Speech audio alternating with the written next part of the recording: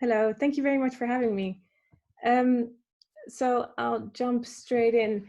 So I'm going to talk to you about some work I did with PB100 presentation. So PB100 is a first year undergraduate course on our pioneering psychological and behavioral science program. So it started this year.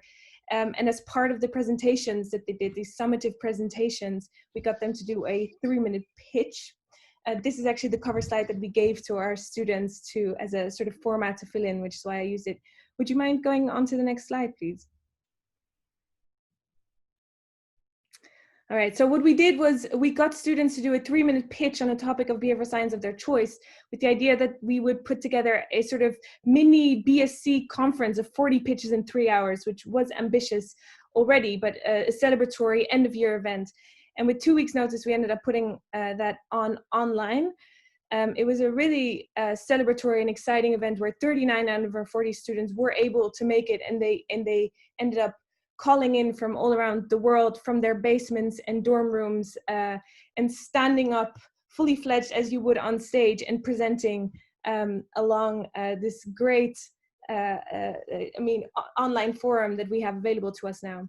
The things that worked very well for us was to do a student run through. So essentially I recorded a video beforehand where I essentially used something very similar to the format I'm showing you today. So very similar to what the students would be seeing and similar to what they were using themselves, to talk through tips and tricks. So how far you stand away from the camera, how do you use your hands on camera so that it stays in screen, and how can you check yourself and with other students.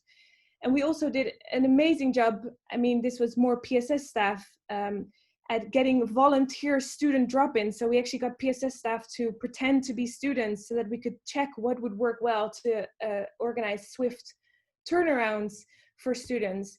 And then we put all that together in a sort of, like as a sort of pre-mortem, we put that together as a contingency plan so that we could inform students transparently of all the things that could go wrong and how they could mitigate that. And we also had very explicit roles of faculty. So I was a presenter, we had jury members, we had someone who was responsible for the bell, so they knew exactly who to ask which person what. So we had 4 faculty on this call.